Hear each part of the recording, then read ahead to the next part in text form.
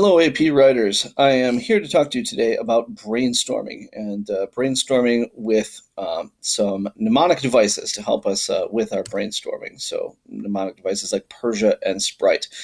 This really doesn't apply to the first half of the test, the multiple choice and short answer questions. More or less give you something and you just kind of immediately deal with it. But both of the longer essays are going to ask you to think of some stuff and incorporate them into an essay. The long essay question, of course, is based almost entirely on your knowledge of outside facts, and you just have to make a thesis with them. But even the DBQ, which is by definition based on the documents, requires, quote, an additional specific piece of historical evidence beyond that found in the documents. And this can be something of a challenge for writers, most especially because of the time constraint. Sometimes the topic comes out and it's maybe not a topic that we love, and we simply freeze up. Or sometimes we can think of one thing and we just fixate on it and repeat it to ourselves over and over. I see this all the time when we play the flashcard game. Students just repeating the same one fact over and over. Sometimes, especially with the DBQ, we forget. We get so caught up in the other tasks that we have to do on the essay that we forget to think outside of the defined box. And with the clock ticking, we sometimes freak out and just sort of shut down. And so anyway, we want to make sure that we don't do any of those things. So we use a mnemonic device. Mnemonic is a Greek word. It comes from a word meaning like mindfulness. So we want to be mindful of the tasks that we have to do. So there's a number of ways that we can do this. The one that I've used for years is the word Persia. And Persia is an acronym, P for political, E economic, R for religious, S for social, I for intellectual, and A for artistic.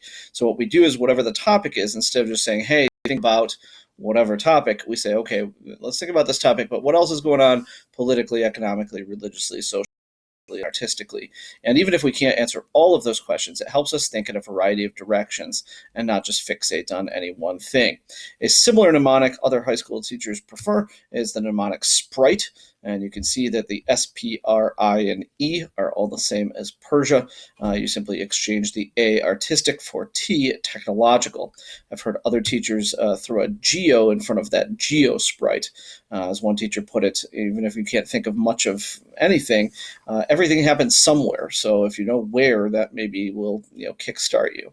I tried to come up with an acronym that would include all of these letters and eventually just put it into a web search, and it spat out the word GRAPIEST. So maybe you want to use the acronym GRAPIEST, which allows you to use your geography, your art, and your technology, as well as the other usual suspects. Either way, it doesn't matter to me whether you use Persia or Sprite or GeoSprite or GRAPIEST. You just want to pick one, and that's your one. You're sticking with it. Okay, so let me model this for you real quick. So here's a long essay question from the past. It says, analyze the ways in which Napoleon Bonaparte supported and undermined the main goals of the French Revolution during his rule of France. So basically, I have the period of Napoleon's rule. So before I get started, if it's a long essay, I sit down and say, all right, well, what do I know about this era? Well, geographically, I know Napoleon ruled France, but his rule obviously affected all of Europe. I know that religiously, he reinstated Catholicism, but also allowed for more religious freedom than before the Revolution. Artistically, it's an overlap. We got neoclassical art like Jacques-Louis David, but also Romanticism is starting with Francisco Goya and others. Politically, Napoleon rules France, but also rules most of Europe via puppet rulers in other countries. Intellectually, I know that Napoleon promoted education for boys, though not so much for girls. Economically, I know that the war was devastating to trade and to stability. Probably want to include something about the continental system here.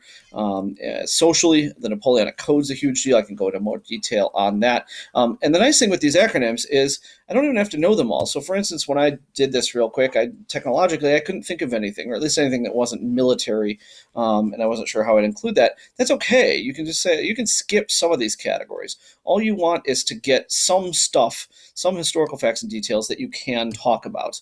When should you do this in your process of writing?